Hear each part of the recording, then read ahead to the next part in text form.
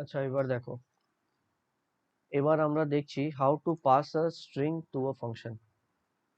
ঠিক আছে, তো আমি একটা ফাংশন বানাচ্ছি, ঠিক আছে, যেটা কিছু রিটার্ন করবে না। তো রিটার্ন টাইপ হবে ভয়েড, আর ওই ফাংশনের নাম আছে লেটস সে ডিসপ্লে স্ট্রিং। এই ফাংশনের নাম আছে, ঠিক আছে। আর এই ফাংশনে আমি কি দেব, একটা স্ট্রিং ইনপুট দিচ্ছি, ঠিক আছে, স্ট্রিং দিচ্ছি। তো আমি কি লিখবো? ফাংশনের নামটা যেমন আমি যখন ডিসপ্লে আমরা স্ট্রিংটা তো যখন ফাংশন হ্যাঁ ডিসপ্লে তো ফাংশনের নেমটা তো হ্যাঁ, যেমন আমি একটা ইন্টিজার ভ্যালু যদি দিতে চাই, তো কি লিখতাম, আমি ইন্ট লিখতাম ডিক্লারেশনে। যদি একটা ফ্লোট ভ্যালু দিতে চাই তো ফ্লোট লিখতাম। তো এখানে কি আছে, একটা অ্যারে দিচ্ছি, ঠিক আছে, ক্যারেক্টার অ্যারে, ঠিক আছে। তো আচ্ছা, আগে আমি একটু কোডিং করে নিই, ঠিক আছে। একটা ক্যারেক্টার অ্যারে আমি বানাচ্ছি, যেটার নাম আছে str, আর সাইজ দিয়ে দিচ্ছি লেটস সে 30, ঠিক আছে। তারপর আমি ইনপুট নিচ্ছি scanf দিয়ে পার্সেন্টেজ str। এটাতে ওই সিনট্যাক্স হবে না। এটা জাস্ট ওয়ান ওয়ার্ড নেবে, ঠিক আছে।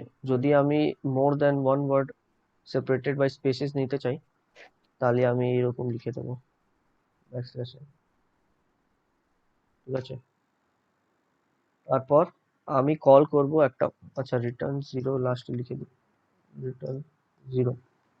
হ্যাঁ, তো এবার আমি একটা ফাংশনকে কল করব, যেটার নাম আছে ডিসপ্লে স্ট্রিং, ঠিক আছে। এই ফাংশনকে আমি কল করছি, আর এখানে পাস করব যে অ্যারে নেম আছে ওটা, ক্যারেক্টার অ্যারে কে পাস করছি, তো str অ্যারে পাস করে দিচ্ছি, ঠিক আছে। তো এবার এটা পাস হয়ে কোথায় চলে যাবে, পাস হয়ে এখানে চলে যাবে। এটা রিসিভ করার জন্য একটা ফর্মাল আর্গুমেন্টও বানাবো। তো একটা ক্যারেক্টার অ্যারে করে দিচ্ছি ডিক্লারেশনও এরকম। আর তারপর এটা তো আছে ডিক্লারেশন, এটা আছে কল, ফাংশন কল, আর ফাংশন ডেফিনেশন এখানে লিখবো।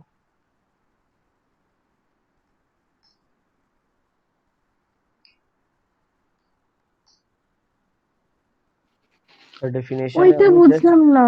এই প্রিন্ট, লাস্ট ক্যার স্ট্রিং কেন দিলাম ওখানে?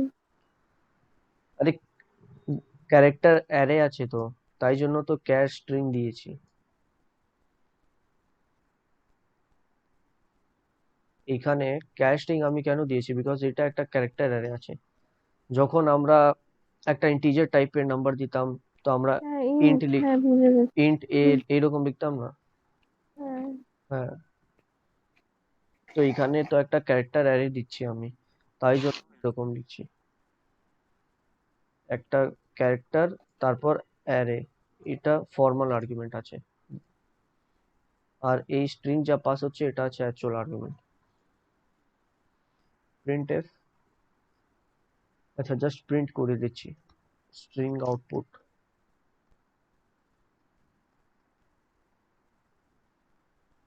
স্ট্রিং আউটপুট পার্সেন্টেজ এস, ঠিক আছে।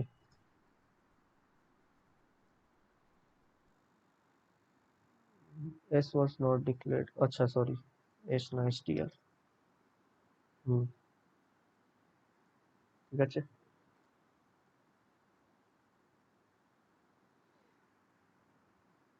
আচ্ছা, for example, hello my name is Vishnu Mishra, ঠিক আছে। এবার এন্টার মারবো, তো দেখো কি আসলো, string output hello my name is Vishnu Mishra এসে গেল। তার মানে পারফেক্টলি রান করছে এই প্রোগ্রাম। তো এইরকম আমরা ফাংশনসে যদি পাস করতে চাই স্ট্রিং, তো এইরকম করব। ডিক্লারেশনের টাইম রিটার্ন টাইপ কিছু আছে তো লিখবো, আর না হলে ভয়েড ফাংশন থাকবে। ডেফিনেশনে প্রিন্টের না লিখে ডিক্লারেশনে লেখা যায় না, মানে এমনি ফাংশন কলিং এর উপর স্ক্যানএফ এর আগে লিখলে কি হবে? কি? মানে এটা তো আমি ফাংশন ডেফিনেশনে লিখেছি, প্রিন্টের স্ট্রিং আউটপুট, হ্যাঁ, এটা অন্য কোথাও লেখা যাবে না?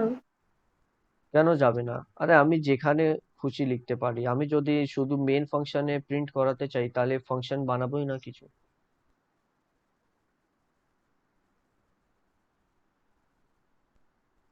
আমি ফাংশনে প্রিন্ট করাতে চাই, তাই জন্য ফাংশনে লিখেছি। আরে ফাংশন কলিং এ লেখা যাবে না ওখানে, মানে স্ক্যানএফ এর আগে? ফাংশন কলিং এর আগে কেন লেখা যাবে না? এখানে যদি আমি লিখি তো ফাংশন বানানোর দরকারই কি আছে? আমি ফাংশন কি করে ইউজ করতে হয় সেটা শেখাচ্ছি তোমাকে। যদি তোমাকে এখানেই শুধু করতে হয় তাহলে ফাংশন কেন বানাবো ফালতু? এটা হুম। রিমুভ করতে পারি আমি। কিন্তু এই চ্যাপ্টারের নামই আছে how to pass string into a function. তো ফাংশন ইউজ করে দেখাতে তো হবে। কি সব কোশ্চেন আছে তোমার! এই দেখো, এখানেও তো কাজ করবেই, কিন্তু যদি একটা ফাংশনে পাস করা হয় তাহলে কি করে করব ওইটা আমি শেখাচ্ছি।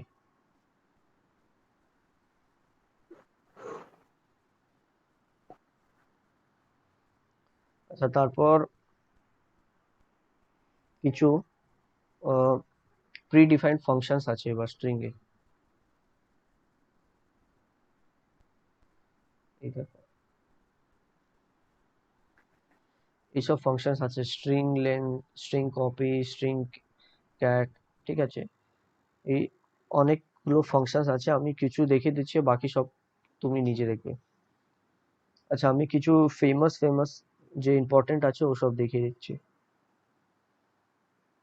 আচ্ছা, ফর এক্সাম্পল ইউজার ইনপুট দিয়েছে এরকম, ঠিক আছে? আর আমি প্রিন্ট করতে চাই যে কত লেন্থ আছে এই স্ট্রিং এর। তো আমি একটা ফাংশন কল করব। আচ্ছা, একটা ভেরিয়েবল বানিয়ে নি, ইন্ট এক্স বা ওয়াই, যেটা তোমার ইচ্ছে। ইন্ট ওয়াই একটা বানিয়ে নিচ্ছি। তারপর y is equal to string length, আর স্ট্রিং এর নাম কি আছে str। আচ্ছা, তো এই ফাংশন একটা প্রি ডিফাইন্ড ফাংশন আছে, ঠিক আছে? আর এই প্রি ডিফাইন্ড ফাংশন কি ক্যালকুলেট করে? এটা ক্যালকুলেট করে যে স্ট্রিং এ কত ক্যারেক্টার্স আছে, আর যত নাম্বার অফ ক্যারেক্টার্স আছে অত ইন্টিজার ভ্যালু রিটার্ন করে দেবে এই ফাংশন। আর ওই রিটার্ন ভ্যালু আমি ওয়াই এ স্টোর করে দেবো, আর তারপর ওয়াই এর ভ্যালু প্রিন্ট করে দেবো। প্রিন্ট এফ ওয়াই, ঠিক আছে? দেখো, আচ্ছা দেখো, এটা দেখাচ্ছে string length was not declare, string length declare নয়।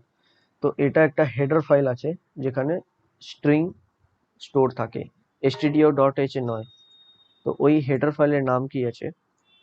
যেখানে সব স্ট্রিং ফাংশনস আছে ওই সব একটা স্পেশাল হেডার ফাইল আছে যেটার নাম আছে string.h, ঠিক আছে? তো এই হেডার ফাইল ইনক্লুড করতে হবে যদি তুমি স্ট্রিং এর প্রি ডিফাইন্ড ফাংশনস ইউজ করতে চাও,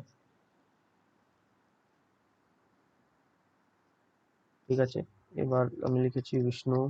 আচ্ছা, দেখো কত ক্যারেক্টার ছিল, 13। 1 2 3 4 5 6 7 8 9 10 11 12 13।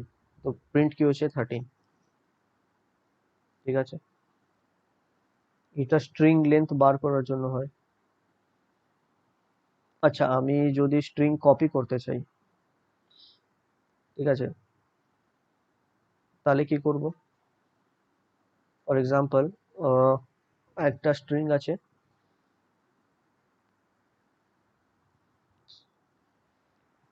একটা স্ট্রিং আছে C1, ঠিক আছে? এটাতে আমি লিখে দিচ্ছি হাই গুড মর্নিং, ঠিক আছে। আর একটা স্ট্রিং আছে C2, যেটাতে কিছু নেই, ঠিক আছে। তো ডিক্লারেশনে টাইম সাইজ মেনশন করে দিই 20 সাইজ আছে, ঠিক আছে। তো C1 স্ট্রিং এ কি আছে, C1 স্ট্রিং এ আছে হাই গুড মর্নিং, আর C2 স্ট্রিং এ কিছু নেই, এখন এখন কিছু নেই। আর আমি কি চাই, আমি চাই যে C2 স্ট্রিং যেটা আছে এর ভেতরে C1 এর ডেটা কপি করে দেব, ঠিক আছে।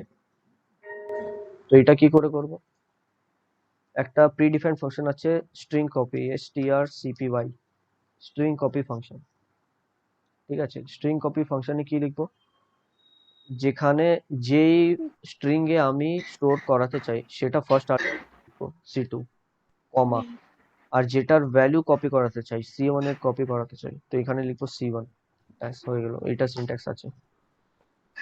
আর ওটা কি ম্যাক্স টু ম্যাক্স 20 কে এই 20 লেটারই নেবে? হ্যাঁ, এটা ম্যাক্স টু ম্যাক্স 20 ক্যারেক্টার অবধি নিতে পারবে। আর তারপর আমি প্রিন্টএফ করে দিচ্ছি %s C2, ঠিক আছে। তো C2 তে কি আসা উচিত, এটাই হাই গুড মর্নিং আসা উচিত। তো চলো দেখি আসে কিনা। যদি এসে যায় C2 তে হাই গুড মর্নিং, তার মানে কপি ওয়াজ সাকসেসফুল। দেখো এসে গেছে হাই গুড মর্নিং, ঠিক আছে, তার মানে কপি সাকসেসফুল হয়ে গেছে। তো ফার্স্ট আর্গুমেন্ট কি হবে, ফার্স্ট আর্গুমেন্ট হবে দি এটা স্ট্রিং কপি করছি। where I want to store the data, ঠিক আছে। আর সেকেন্ড আর্গুমেন্ট কি হবে, সেকেন্ড আর্গুমেন্ট হবে the variable from where we will fetch the data। তো C1 এ আগে থেকেই ভ্যালু ছিল, এইখান থেকে আমি এখানে দিতে চাই, ঠিক আছে। তো ইন ইজি টার্মস তুমি বলতে পারো ফার্স্ট আর্গুমেন্ট আছে ডেস্টিনেশন, সেকেন্ড আর্গুমেন্ট আছে সোর্স, ঠিক আছে। তো ডেস্টিনেশন মানে যেখানে তুমি চাও ডেটা আসবে, ওই ভেরিয়েবলটা আগে লিখবে, আর যেখান থেকে তুলছো ডেটাটা ওইটা আছে তোমার সোর্স, তো ওইটা সেকেন্ডে লিখবে, ঠিক আছে। এটা সিনট্যাক্স। আচ্ছা, যদি আমি এবার হাই গুড মর্নিং আর আমি কনক্যাটিনেট করতে চাই, ঠিক আছে। কনক্যাটিনেট মানে আমি জয়েন করতে চাই দুটো স্ট্রিং, তো এইখানে C2 তে আমি লিখে দিচ্ছি হাই গুড নাইট, আর আমি চাই যে এই দুটো স্ট্রিং কনক্যাটিনেট হয়ে যায়, ঠিক আছে। তাহলে আমি কি লিখবো, আমি চাই এটা কনক্যাটিনেট হয়ে যায়। আচ্ছা, তো কনক্যাটিনেশনের জন্য একটা প্রিডিফাইন্ড ফাংশন আছে strcat, ঠিক আছে। আচ্ছা, strcat কি করে, এখানে এখানেও সেম C1 C2 এরকম করে আমি পাস করে দেবো। আর এবার প্রিন্টএফ করে দেখো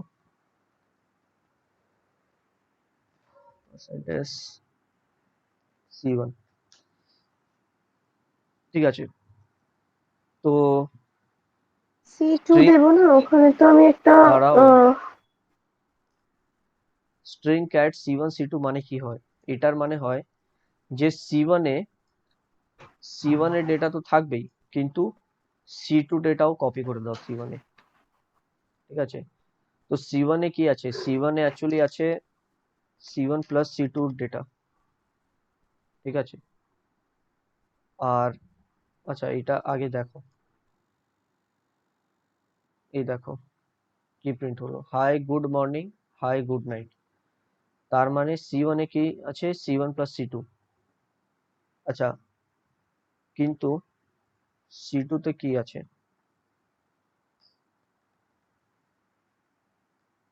printf percentage C2, C2 তে কনক্যাটিনেশন হচ্ছে না, ঠিক আছে। C2 প্রিন্ট করলে শুধু C2 প্রিন্ট হবে। দেখো শুধু C2 প্রিন্ট হচ্ছে, হাই গুড নাইট। ঠিক আছে, তো C2 মানে শুধু C2, কিন্তু C1 মানে C1 প্লাস C2। এটা কেন হচ্ছে? বিকজ আমি কনকাটিনেশন করে দিয়েছি। কনকাটিনেশন কখন কোথায় হয়? কনকাটিনেশন হয় ফার্স্ট স্ট্রিং এ। ঠিক আছে, এটা ফার্স্ট স্ট্রিং C1 আছে না, তাই জন্য C1 এর ওপর কনকাটিনেশন হয়েছে। যদি আমি উল্টো লিখতাম, ঠিক আছে, যদি আমি আগে C2 লিখতাম তারপর C1 লিখতাম, তাহলে কনকাটিনেশন কার ওপর হতো? কনকাটিনেশন হতো C2 এর হাই ওপর। Good night. ঠিক আছে, তাহলে C2 প্রিন্ট করালে প্রিন্ট হতো ওটা কি C1। C2 আগে লিখলে ওরা এরকম আসতো, hi good night, high good morning? হ্যাঁ C2। হ্যাঁ, দেখো কি এসেছে, hi good night, high good morning. ঠিক আছে, কেন? বিকজ আমি আর C2 এর ওখানে ওপর একটা কনক্যাটেড স্পেস দিতে চাই, ওটা কি করে হবে? C2 প্লাস C1 লিখে দিই। স্পেস দিতে চাও তো একটা স্পেস দিয়ে দাও, এরকম। এই তো স্পেস এসে গেছে, hi good night, high good morning. না, গুড নাইট তারপরে কমা। তারপর কমা, তো এখানে কমা দাও। আরে বুঝে গেছি। হ্যাঁ, ঠিক আছে, তো স্ট্রিং কনক্যাটিনেশন বুঝেছো? হুম। হুম। আচ্ছা, আর একটা জিনিস, আহ, আমি স্ট্রিং লেন্থ যেটা বলেছিলাম, আচ্ছা, character c is equal to hi good morning, এটার আমি যদি স্ট্রিং লেন্থ বার করতে চাই তো আমি কি লিখছিলাম? প্রিন্টএফ পার্সেন্ট ডি, আর একটা ভেরিয়েবল y এ স্টোর করাচ্ছিলাম। ঠিক আছে, আর এখানে ইন্ট y ডিক্লেয়ার করেছিলাম, আর y এ কি লিখেছিলাম? String length, strlen। এলিয়েন। ঠিক আছে, আর এখানে c আছে স্ট্রিং লেন্থ। ঠিক আছে, তো এইরকম আমি প্রিন্ট করাচ্ছিলাম। তো দেখো কত আসলো, 17 ক্যারেক্টার্স। ঠিক আছে, আচ্ছা, আর একটা আছে, যদি আমি ইন্ট y ডিক্লেয়ার না করি, ঠিক আছে, এই সব জিনিস আমি না করি, আমি ডাইরেক্ট স্ট্রিং লেন্থ প্রিন্টের ভেতরেও আমি কল করাতে পারি। ঠিক আছে, এইরকম এইরকম আমি লিখতে পারি, direct percent d string length c. আচ্ছা, এটা দেখো কি হবে, এটাও 17 প্রিন্ট করা আছে। ঠিক আছে, কিন্তু আর একটা ফরম্যাট স্পেসিফায়ার এখানে আমরা ইউজ করতে পারি, যেটা হয় পার্সেন্ট জেড ইউ। ঠিক আছে, পার্সেন্ট জেড ইউ কি আছে? পার্সেন্ট জেড ইউ আছে একটা আনসাইন্ড ইন্টিজার ভ্যালু। ঠিক আছে, যখন আমি স্ট্রিং লেন্থ ফাংশন ইউজ করি, তো তখন যে ডেটা টাইপ রিটার্ন করে এই ফাংশনটা, ওইটা actually percent Z U format specifier হয়। পার্সেন্ট জেড ইউ মানে nothing but an unsigned integer type. আর এইটাকে অনেক সময় সাইজ টি ডেটা টাইপও বলা যায়, size T data type.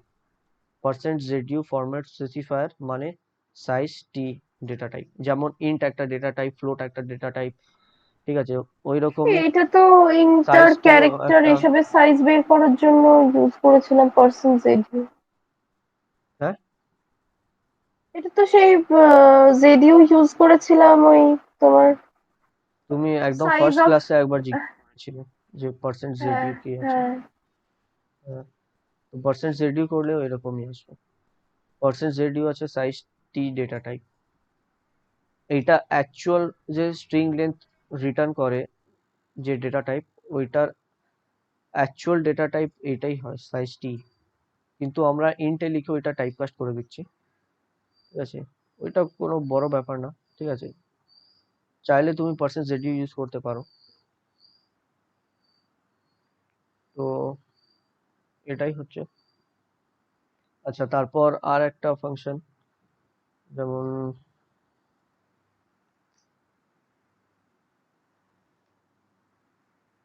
C1 আছে, আর একটা C2 ফাংশন, গুড নাইট। ঠিক আছে, এই ফাংশন, আচ্ছা আমি কম্পেয়ার করতে চাই দুটো স্ট্রিংকে, ঠিক আছে? তো আমি একটা প্রি ডিফাইন্ড ফাংশন ইউজ করতে পারি যেটা নাম আছে স্ট্রিং কম্পেয়ার, strcmp। আমি কম্পেয়ার করাচ্ছি c1 অ্যান্ড c2 কে। আচ্ছা দেখো এটার আউটপুট কি আসবে যদি আমি কম্পেয়ার করাই দুটো স্ট্রিংকে। এই দেখো আউটপুট কি আসছে, -1। -1 মানে কি, এটা আনইকুয়াল, ঠিক আছে? যদি এটা ইকুয়াল হতো, ইকুয়াল হলে স্ট্রিং কম্পেয়ার ফাংশন রিটার্ন করবে 0, ঠিক আছে? এই গুড নাইটের জায়গা আমি মর্নিং এবার লিখে দিচ্ছি, মর্নিং। তো এটা তো দুটোই ইকুয়াল আছে, তো ইকুয়াল হলে স্ট্রিং কম্পেয়ার ফাংশন কি রিটার্ন করে, রিটার্ন করে 0। আচ্ছা দেখো 0 আসছে কিনা, এই দেখো আউটপুট কি আসলো, 0, ঠিক আছে?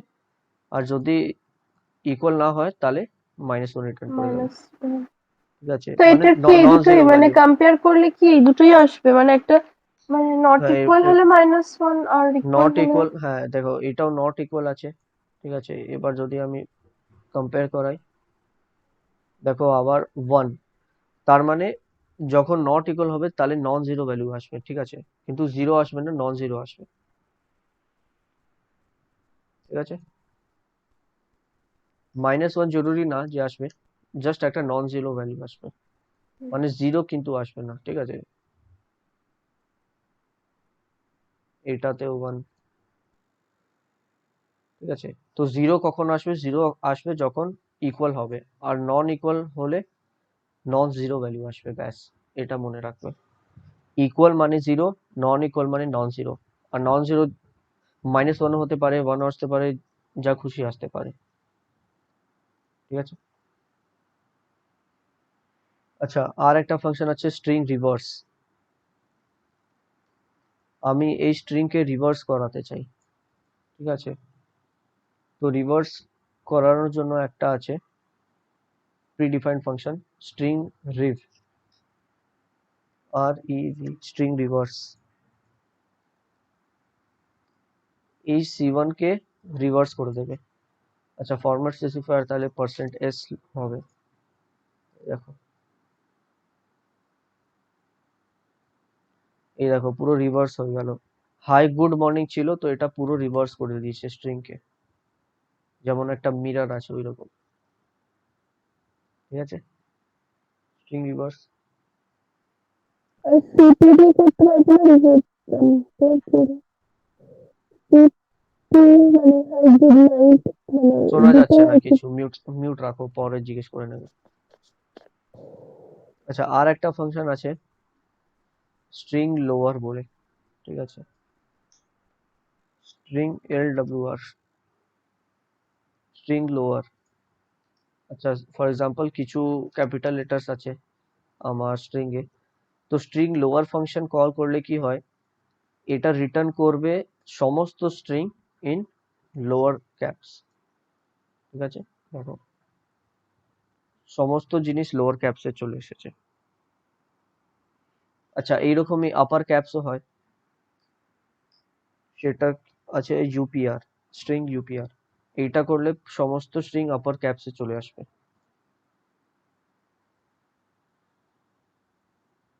এই দেখো সমস্ত স্ট্রিং আপার ক্যাপসে চলে আসলো।